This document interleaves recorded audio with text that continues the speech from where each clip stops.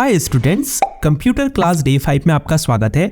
Computer training course की इस class में हम आपको कंप्यूटर में फाइल्स, डॉक्यूमेंट और स्प्रेडशीट को क्रिएट, सेव और एडिट करना सिखाएंगे।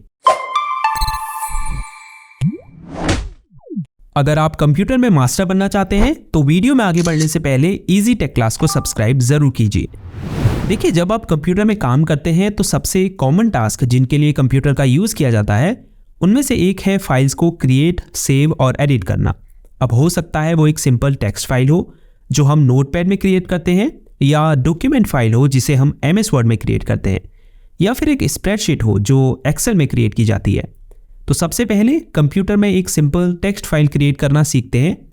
कंप्यूटर में टेक्स्ट फाइल्स को क्रिएट, व्यू और एडिट करने के लिए टेक्स्ट एडिटर का इस्तेमाल किया जाता है, फॉर एग्जाम्पल नोटपैड का। ये सॉफ्टवेयर आपको सभी विंडोज़ कंप्यूटर में देखने को मिलेगा।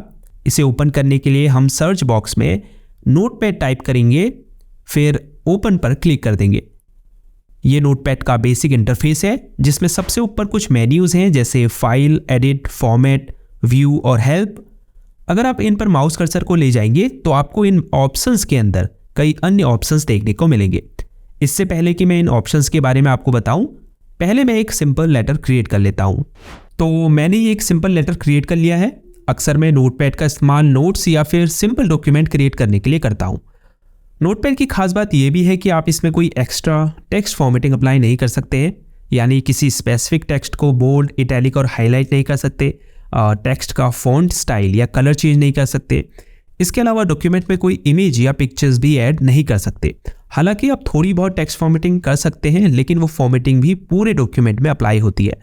ये कैसे करेंगे बस थोड़ी देर में जानेंगे। एक बार जब आप डॉक्यूमेंट क्रिएट कर लें तो इसे कंप्यूटर में सेव करने के लिए ऊपर सबसे लेफ्ट कॉर्नर में फाइल मेन्यू पर क्लिक करें। उसके बाद सेव एज पर क्लिक करें। आप इसके लिए सीधे Ctrl+Shift+S शॉर्टकट की भी दबा सकते हैं।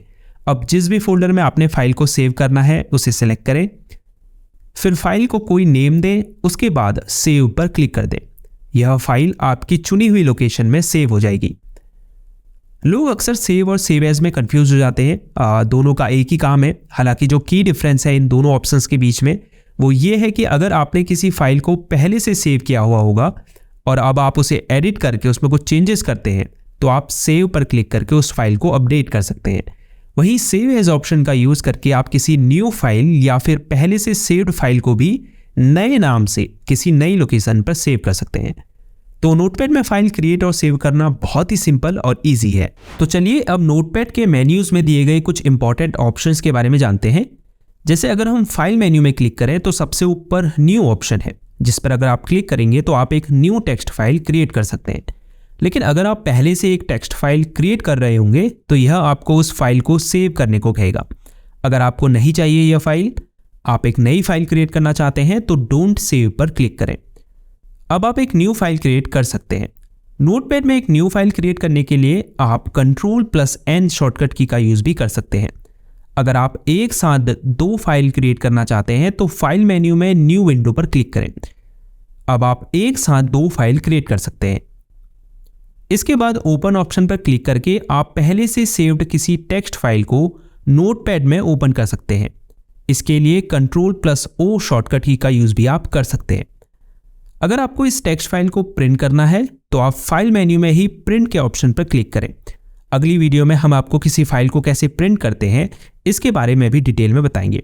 इसके अलावा प्रिंट करने से पहले पेज सेटअप कैसे करते हैं इस बारे में भी डिटेल में बताएंगे।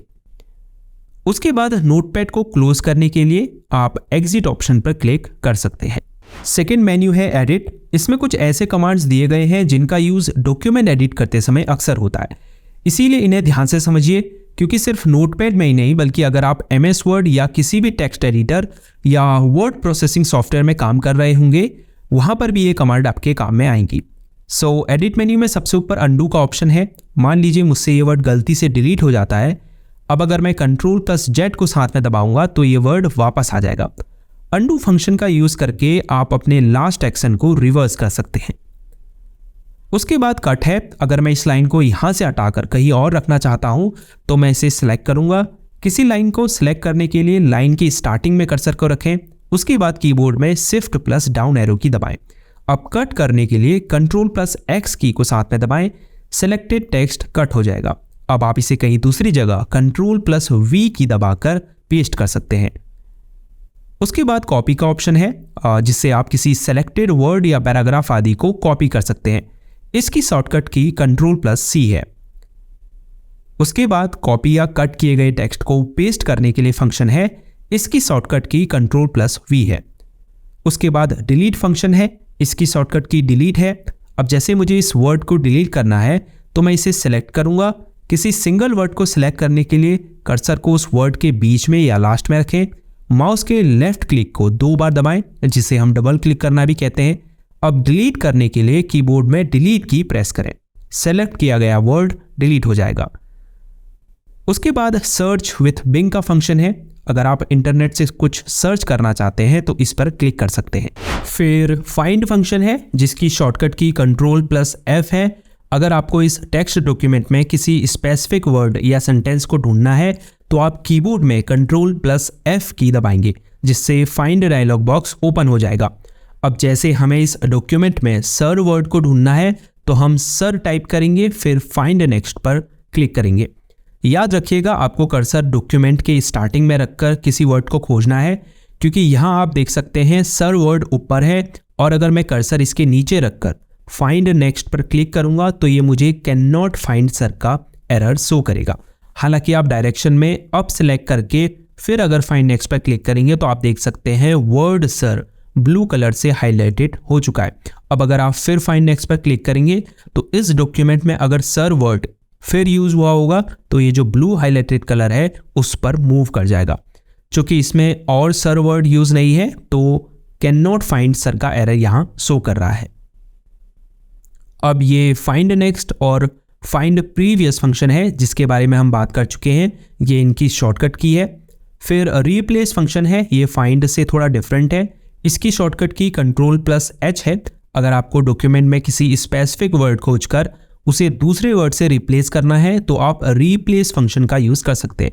जैसे मुझे सर वर्ड को मैडम से रिप्लेस करना है तो मैं फाइंड वर्ड में सर टाइप करूंगा और रिप्लेस विथ में मैडम टाइप करूंगा, फिर रिप्लेस ऑल पर क्लिक कर दूंगा। इस डॉक्यूमेंट में जितने बार भी सर वर्ड यूज हुआ होगा वो मैडम वर्ड से रिप्लेस हो जाएगा। अगर आपको केवल एक वर्ड को रिप्लेस करना है तो रिप्लेस पर क्लिक करें। उसके बाद गो टू फंक्शन है, जिसकी शॉर्टकट की Ctrl+G है।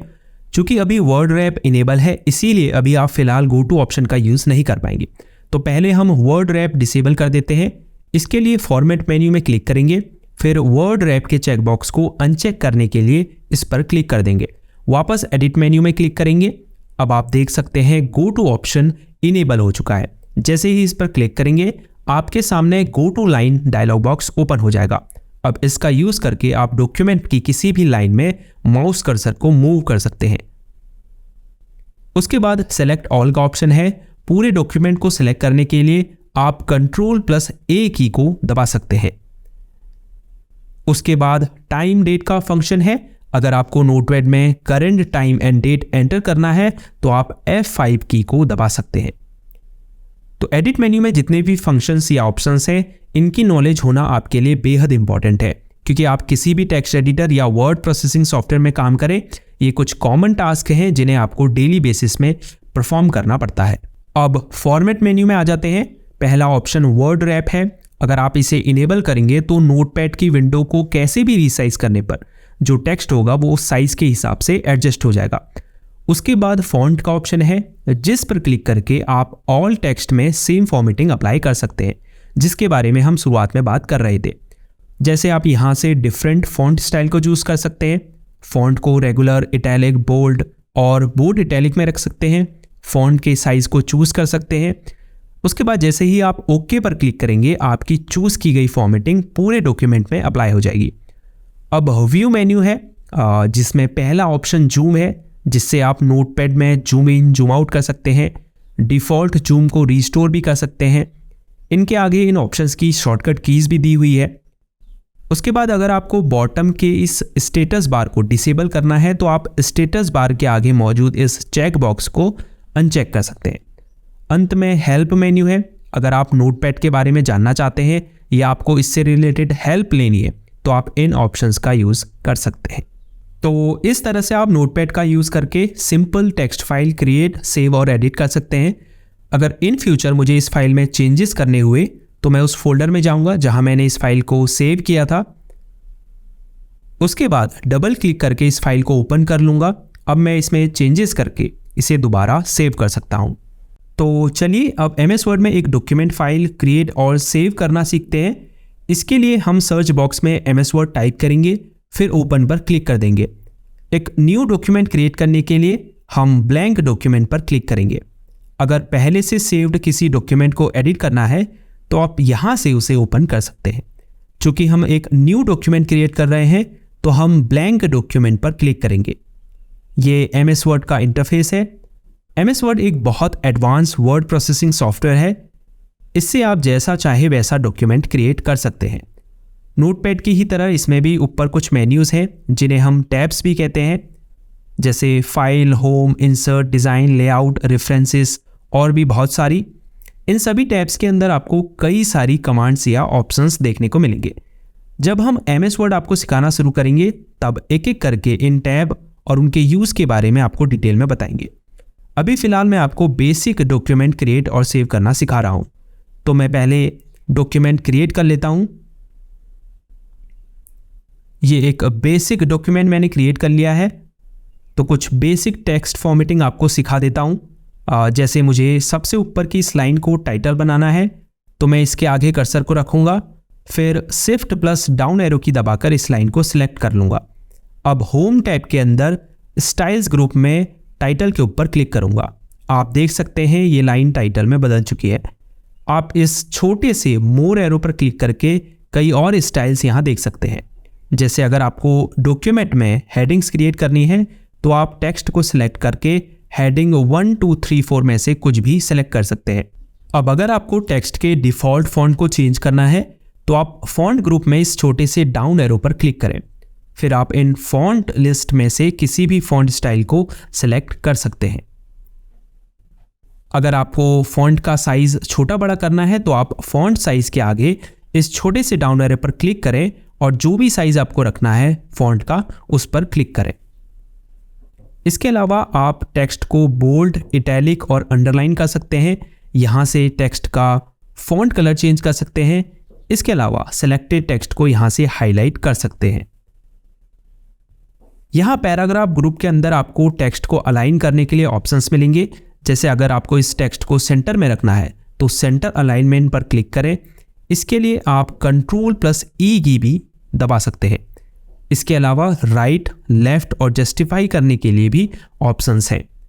अगर आपको डॉक्यूमेंट में बुलेट लिस्ट और नंबर लिस्ट क्रिएट करनी है तो आप ऊपर दिए गए बुलेट और नंबरिंग के ऑप्शन पर क्लिक कर सकते हैं।